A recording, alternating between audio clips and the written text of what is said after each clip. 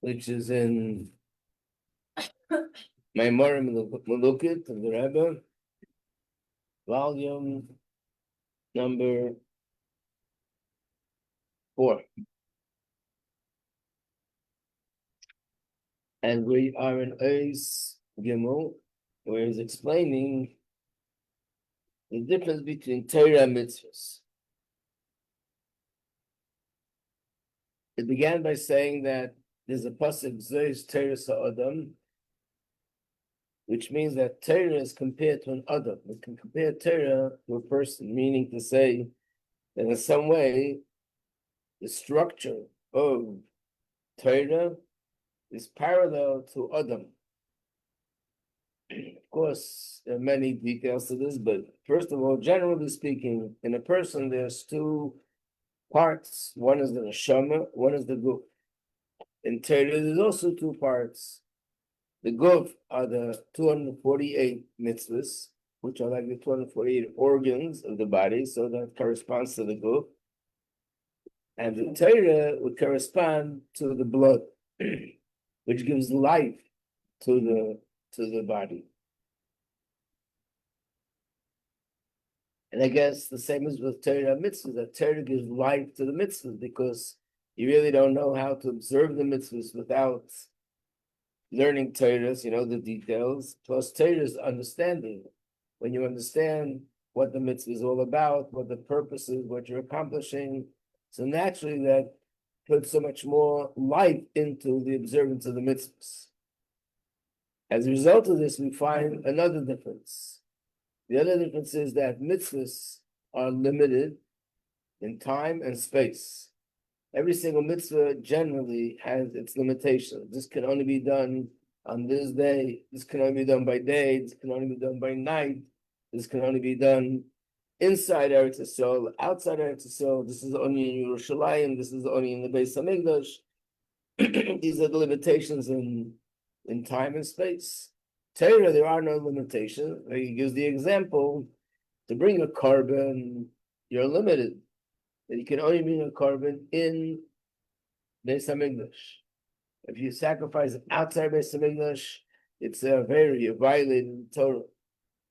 And besides that, only person who could bring a carbon is a Kohen. Not everybody could bring a carbon. And of course, you can only do it by day and not by night. That's as far as mitzvahs are concerned. As far as Torah is concerned, the Gemara says that a person studies Torah and the laws of bringing a carbon oila or a carbon chatas or any other carbon, then because they're studying those halachas, it's considered as if they actually brought the carbon. And it doesn't matter whether it's by day or at night, if you're a Kohen or you're not a Kohen, if it's a man or it's a woman, if it's in the Beis Hamikdash, outside, all those conditions are irrelevant. So Torah is not limited.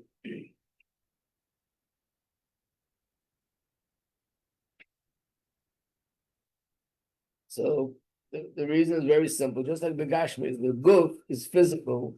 The more physical something is, the more limited it is. The neshama is not physical. It's ruchni, and the more ruchni something is, the less limitations it has. So the same applies to Torah and mitzvahs.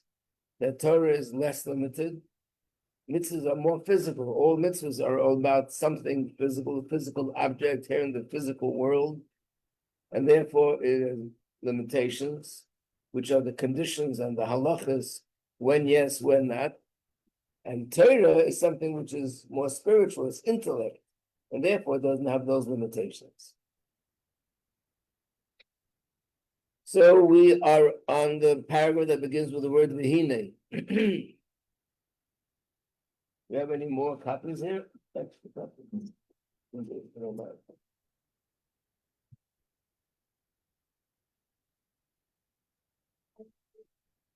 In the booklet, it's page 3. Oh, no.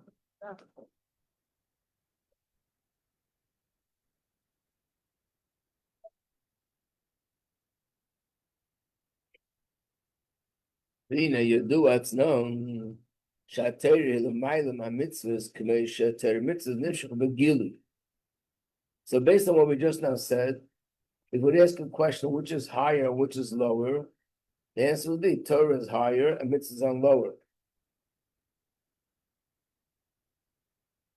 How do you, by the way, measure or define higher and lower? When you talk about physical things, higher means how much space it occupies, upward direction.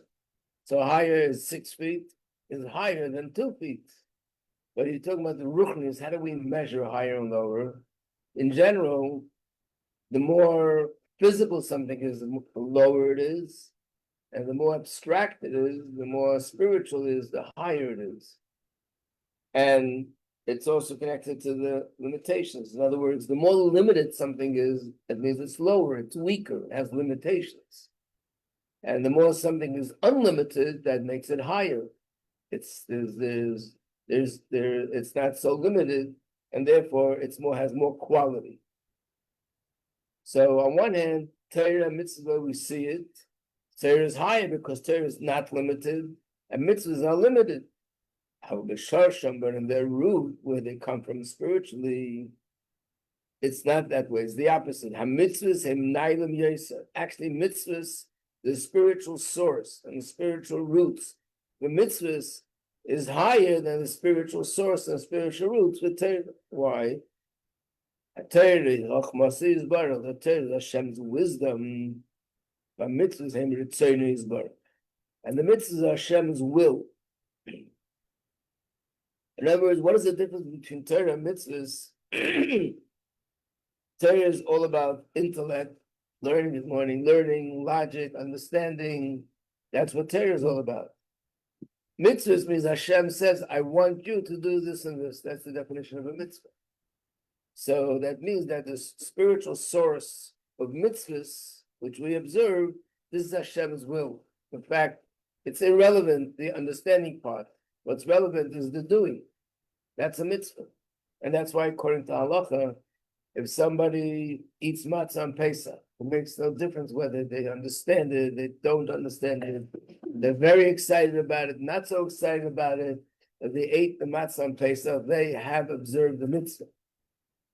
On the other hand, if somebody did not eat matzah on Pesach, even if they're meditating on matzah and thinking about Yitzias Mitzrayim, and they're inspired and they're excited and they're uplifted, but if they didn't actually eat the matzah, they did not observe the mitzvah. So the mitzvah is Hashem wants us to do this and this. So therefore, mitzvahs are Hashem's will, and Torah is Hashem's wisdom. Well, the willpower is higher than wisdom.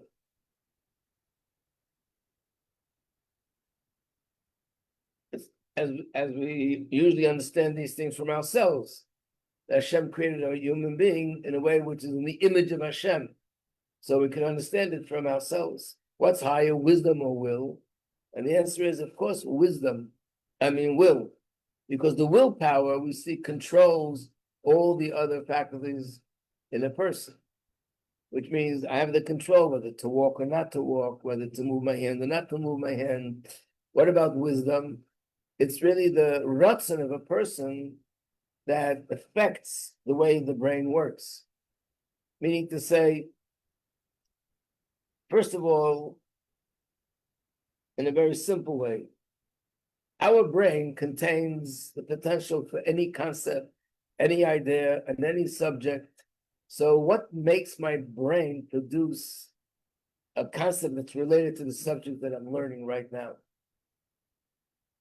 Again, it's a brain that contains in it infinite concepts, which means anything can come out of this brain on any subject and any concept. So what makes the brain function in a way that it relates to the subject matter that I'm learning? Obviously, the fact that I want my brain to produce an explanation to this question. So my brain is commanding, my ratzon, the willpower, commands the brain what to do. And that's why the Gemara says, there's a famous quote in Gemara, in Hebrew, it's v'makim shalibay chafetz. Leilam yilmed adam v'makim shalibay chafetz. A person should always study Torah in the place where their heart desires. What does that mean? So there are two ways to explain it. One, when it says the place where their heart desires, means literally the geographic location.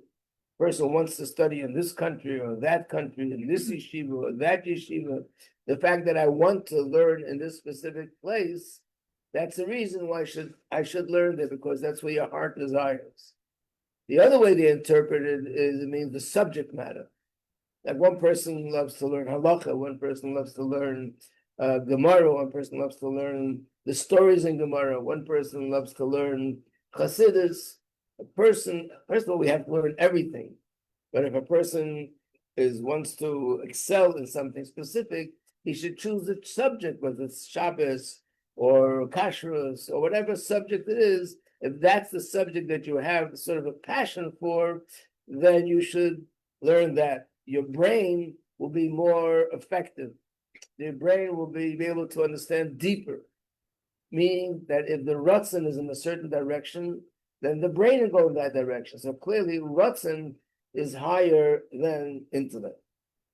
Now, there's another reason why Ratzon is higher than intellect. Also, something which is very fundamental in Chassidus, and that is that every one of the faculties has an organ in the body where it's contained and where it's sort of designated to be. So the power of vision is in the eye, and the power of speech is in the mouth, and the power of hearing is in the ear, the power of walking are in the legs, and so on. Where is the place for Ratzon? Where's the willpower? Which organ in the body is the organ that contains the willpower? So it says in Chassidus, there is no such organ. The willpower is everywhere. And where do we see this? We see this by the fact that every part of the body, the moment a person wants to move the part of the body or not to move it, and wants there to be any kind of movement, it happens instantly. When there are certain things that are designated to a specific limited part of the body, then it takes time. For example, a person understands how to write the letters of Sefer Torah. A person wants to become a scribe. He looks at a Torah scroll, he speaks to another scribe, and knows exactly this is how you're supposed to make an aleph, a beis, and the gimel. So why does it take time to learn the skill of writing Torah's letters? Now I know what it is. Why can't I just write it? The answer is, my head, I know what it is, but the head has to sort of command the brain, and has to, not the brain, the hand, to write exactly this way. This goes up, this goes down, this goes in, this goes out, and that takes time. It's not just a physical thing, it takes time for the skill. It means it takes time for something which is in the brain to invest itself in a different organ, like the hand, and teach the hand movements. A person wants to learn how to dance. Again, the brain knows it all, and the brain is telling the legs how to move, but it takes time, because something that goes from the brain to the legs, I'm not saying it takes time because of the space, like it travels, 1% of a mile an hour. I'm talking because it's a transition. Something which is in the brain has to be a transition for it to be transmitted to a different organ, whether it's the mouth or the eyes or the nose or whatever. The one faculty which doesn't take any time and any change and nothing happens, everything happens in a moment, is Ratzon. If I want to move my leg, it's instant. If I want to move my hand, it's instant. If I want to think something, it's instant. If I want to speak, it's instant. And that's an indication that the power of will, the willpower, is not limited to a specific organ of the body. It's connected to all the organs of the body. That's why in Chassidus, when they want to give an example, what is the difference between sivan kol almin and mamar kol almin?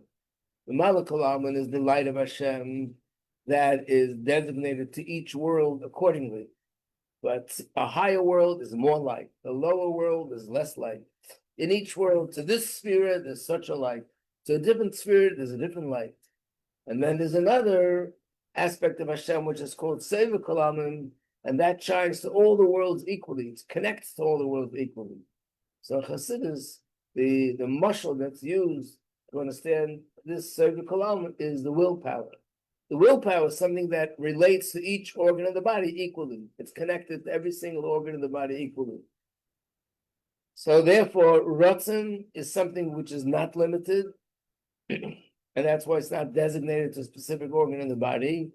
Chochmah, even though it has the greatest quality, wisdom, but nevertheless it's still limited. It's intellect, not something else. So therefore, Torah, which originates in Hashem's Chochmah, is of a lower level. Mitzvahs, which originate in Hashem's will, comes from a higher level. So I think when you learn a little bit of Chassidus, we get used to this already. When you look at it down here, the way we see it is Gashmias is lower than Ruchnias. But on the source, the Gashmias has a higher source than the Ruchnias. Or in this case, when you look at Torah mitzvahs, Torah is higher than mitzvahs. Torah is intellect, and mitzvahs are just physical acts.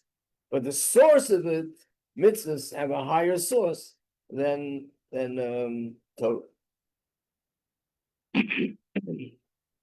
Yeah.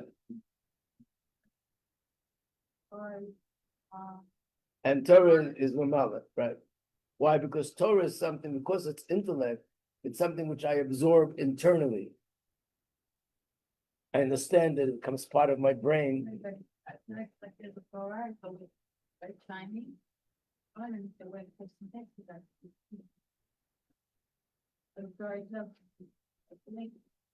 No, but the way of learning Torah is that I understand it in a way that I grasp it, and it affects my perspective, the way I understand things and the way I perceive things. That means it penetrates inside. If you remember in the beginning of Tanya, he compares Torah to food, and he compares mitzvahs to clothing.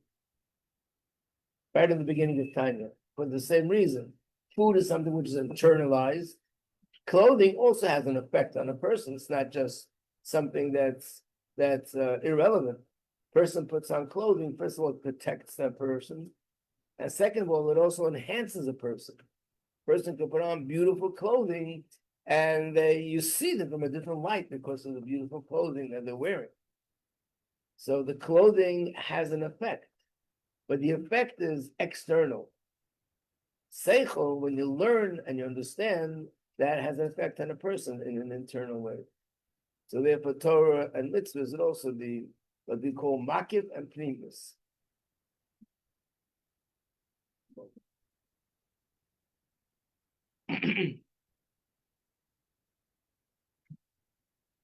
So first of all, here we see that mitzvahs are higher than Torah because mitzvahs come from Hashem's Ratzon, and Torah comes from Hashem's Chochmah. But there's another thing. We say Remizu, Gam la'achre sha'Torah mitzvahs bo b'amshocha nikr b'gili mailas ha'mitzvahs. Even if the Torah mitzvahs are revealed from their source, not the way they are in their source, they're down here, we can also see down here how rather mitzvahs are superior to Torah. Where do we see that? We see the opposite. Torah is ruchnius and mitzvahs are physical. Torah is less limited and mitzvahs are more limited.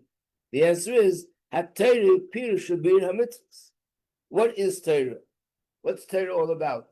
Torah is all about to explain the mitzvahs. That means that the primary thing is the mitzvah, and Torah is to teach me how to blow shofar, how to eat matzah, how to put on tefillin. That means that the main thing is the mitzvah, and the Torah is here just to enable me to do the mitzvah.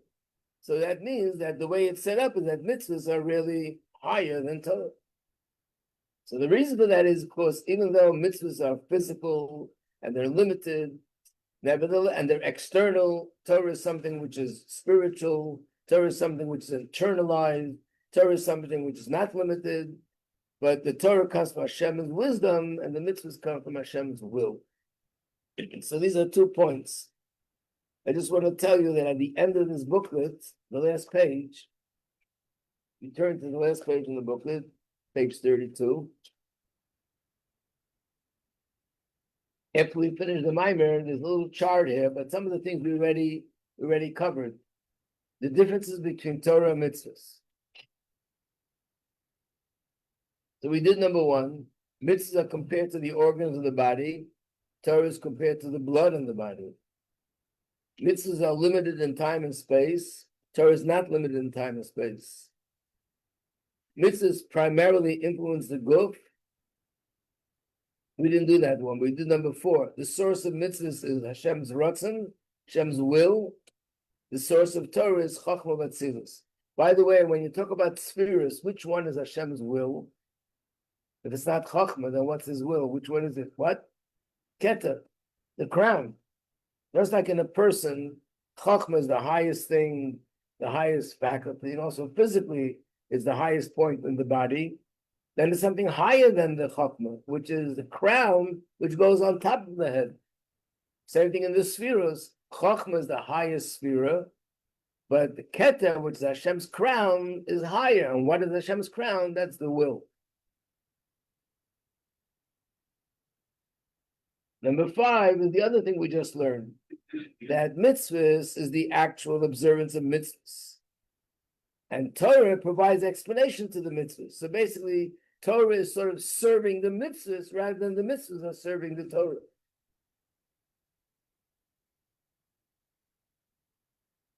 Okay, the other differences we're going to read soon. Move on. From this, it's understood. So now the last paragraph in the bottom of page 3. Move on. When I say page 3, it's the book that we have here in school. Those who are listening online, it's page Reish Ayin Aleph in Ois Gimel. Move on. So this point is also reflected in the difference between the neshama and the guf. Being that we said before that the neshama and the guf in a human being is like the neshama and the guf in Torah. Torah is the neshama and mitzvahs are the guf. So this difference we just mentioned also applies to Torah and mitzvahs. Rather than neshama and the guf. Who is higher, the neshama or the guf? The answer should be obvious. The guf is physical. The guf is limited. The neshama is ruchnius, neshama is spiritual, so obviously it's not limited. And the second thing is, even though it doesn't mention the first one, but he says here the second thing first, who gives life to whom? The neshama provides the life to the guf. So the neshama is the provider and the guf is the recipient. So the neshama is higher than the guf. The guf has no life on its own. It's only alive because of the neshama. So of course the neshama is higher. On the other hand, sheirish haguf, the root of the guf, the spiritual roots and spiritual source of the guf, is l'mayla m'sheirish neshama. It's higher than the source of the neshama.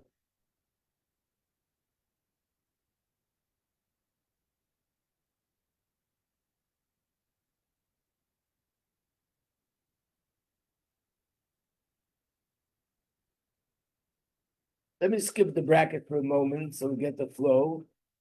So you see the brackets end about 2 lines from the end of the paragraph. V'zeh gufa sheneshama nimsheches l'hachisas haguf. The mere fact that the neshama descends to go give life to the body is mipnei ha'ilu shel haguf, because the neshama senses and is aware of the greatness of the guf, that the source of the guf is higher. The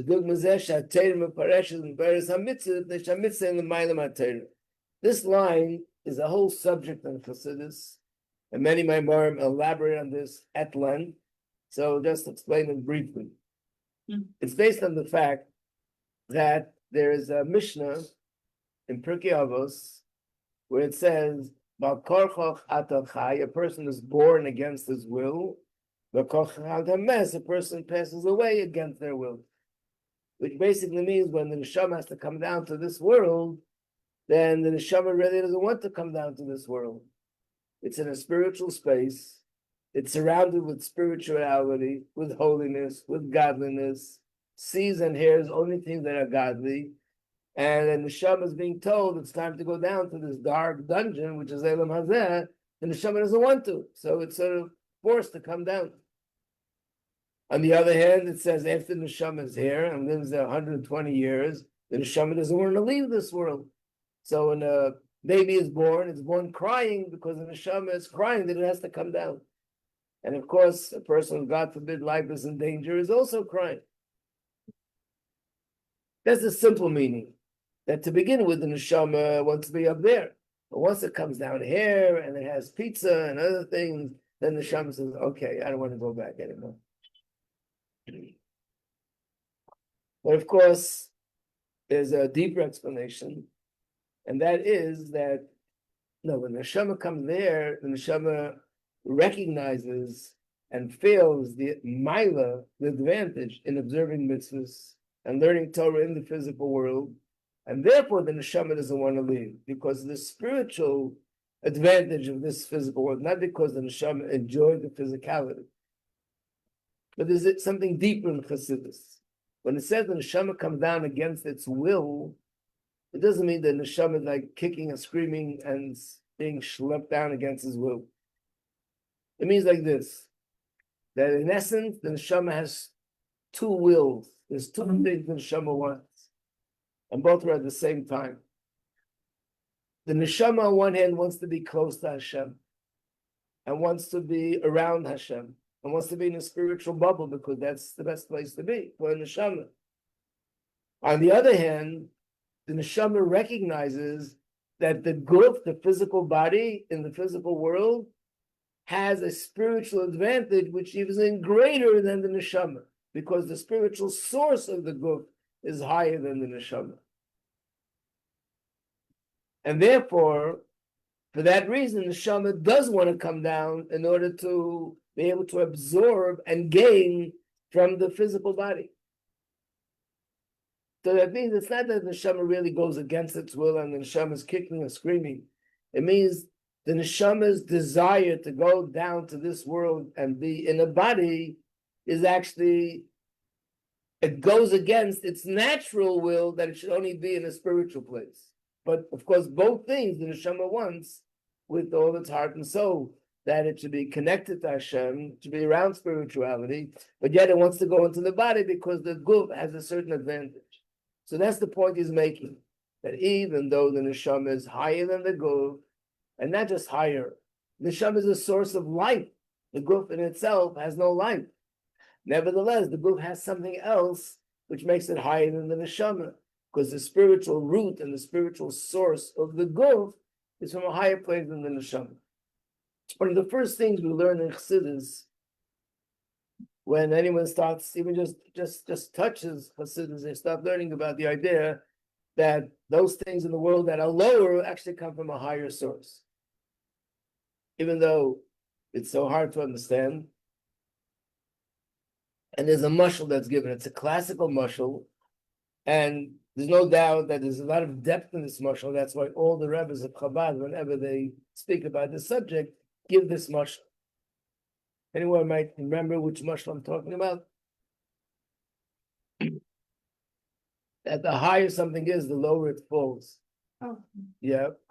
a bit like sivan and like because it's come down, as it's come down, it's been more like damaged, so to speak. It's like gone down, like someone explained it to me as like blah, blah, blah, blah, and so therefore it's like been like bashed more, and therefore maybe, but it really has come from such a high place. Also, maybe as I'm saying this, I realize it might be a different thing. Like if you just jump with your legs straight, you don't really achieve much height. But if you crouch really low down and have momentum and you go even higher, then you get to such a high place, in the same way as like things that come from a low level started off somewhere really high. But the mashal you gave is related to this idea that sometimes you go down to go up. But I'm talking about a different mashal which shows more clearly how the higher something is, the lower it falls. Mashal with a wall. Anything ring a bell? Right. The mashal is that when a wall collapses, the rocks or the bricks that are on the top they fall further away. Those that are on the bottom, they also fall, but very close to the original spot. So those things that Hashem created that are further from him, like the physical world, and in the physical world itself, those things that are even lower, they come from a higher place. And those things that Hashem created that are very close to him, like the spiritual worlds and the neshama and the angels, yes, it's true that they're close to him, but that's an indication that in the original source, they come from a lower place. Of course, it's upside down, topsy-turvy way of thinking, not the way you would think when you look at the world as it is. But this is one of the very big fundamental principles in Chassidus, that when something is lower, it means it comes from a higher source.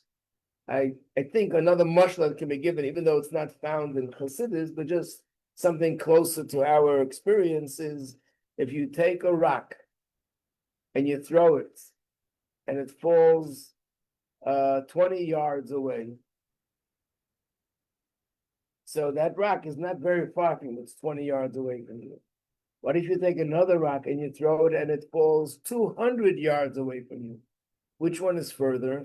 The one that's 200 yards. Which one did I have to invest more energy to get it there? The one that's 200 yards away. That comes from a deeper place in my energy.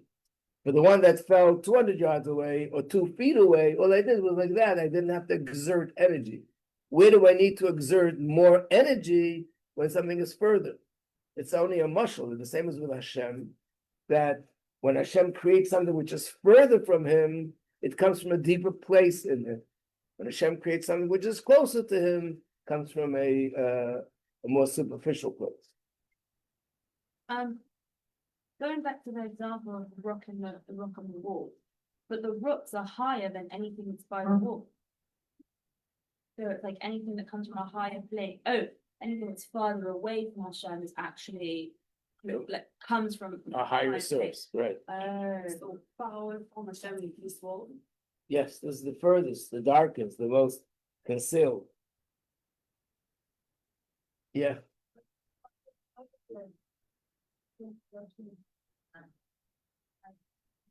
Yeah, but concealed by definition means that it's further from Hashem. Let's say this Gashmitic world. The thing that are Gashmi is they conceal Hashem's presence more than things that are Ruchnius. The Neshama feels Hashem's presence. The Guf just feels food, money, sleeping, eating, fun, doesn't feel Ruchnius. Yeah, because it comes from a higher place. No, so the term we use, the Gilui, openly, the way we perceive it, it's far. But in reality, where it's coming from, it's really from a very deep place. Another example would be Shlomo Melech says that a parent who disciplines their child, that's the parent that really loves their child. What about a parent who hugs and kisses their child? They don't love their child? But which one takes more love? To hug and kiss a child or to discipline a child? I'm talking about a parent who loves their child to pieces, but they discipline the child because they realize it's for the child's benefit. Even though the child is crying and it hurts the parent to the core to watch that child crying, but they know they must do this to protect the child, that this child grows up and is not harmed by things that they want to do or places they want to go. So it takes more love to do that than to just hug and kiss and buy toys to the child. That's easy. So it means love that's expressed through discipline comes from a deeper place. So the same thing with Hashem. If Chas v'shalom something goes wrong, it's also from Hashem, and it's also from Hashem's love. We don't understand why, what's the purpose, but love that comes in that kind of hidden way is actually coming from a deeper place in Hashem than the love which is in a revealed way. But we still ask Hashem, please, only reveal love and only reveal good. And the same thing with us. We know that Galus has a certain advantage over Geula because it's so hidden. But we still ask Hashem, but we want to have revealed godliness, not hidden godliness. So therefore, we come here to another difference between Torah and mitzvahs, or the neshama and the guf. That the mitzvahs have a higher source than Torah, And the guf has a higher source than the neshama. And that's the very reason why the neshama wants to go into the guf, because the neshama knows and recognizes that the guf has something which it doesn't have. So it wants to go into the guf to be able to absorb from the guf the advantages, the godly source that the guf has, which the neshama doesn't have.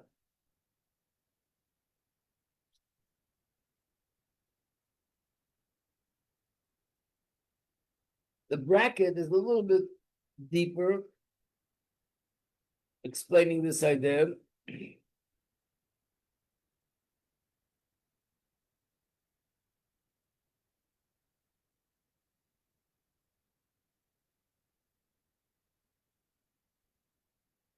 And here explains an interesting thing, that the love that Hashem has to Yid, is that for the neshama or is it for the guf also? I mean, the neshama is a godly soul which has all the qualities of a godly soul, but the guf is just like any other guf: hands and feet and muscles and bones and veins and nerves, just like any other physical body. So the Alter Rebbe, what? But the guf is doing the mitzvahs. So the Alter Rebbe says in Tanya, we actually had a chitas not that long ago. It was chapter 49, very famous chapter. The Alter Rebbe says in Tanya that Hashem's love is for not only the neshama but also the guf, and not only also the guf, actually for the guf even more than for the neshama. After the guf, which seems to be lower, Hashem's love and choosing that He wants this to be His, this neshama and this guf to be His, is even deeper than the love and the choosing our neshama.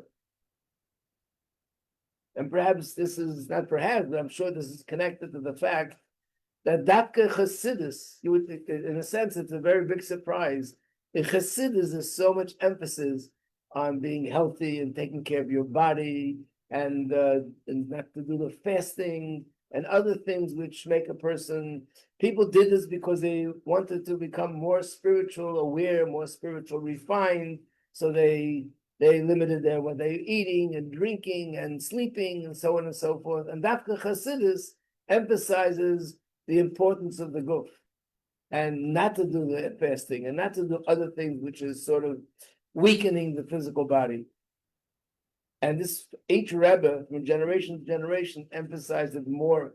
In our generation, there's dozens and dozens of letters from the Rebbe to people. I'm shocked to hear that you're fasting, or I'm shocked to hear that you're doing this or that. We're living in a physical world and the body is very important to Hashem and you have to take care of your body. So it's not only because, yes, you have to be healthy, it's a mitzvah to be healthy, it's deeper than that. The connection to Hashem from our body is even deeper than the neshama, because the root of the body is from a higher source. After this class, you should have more respect for your body from now on.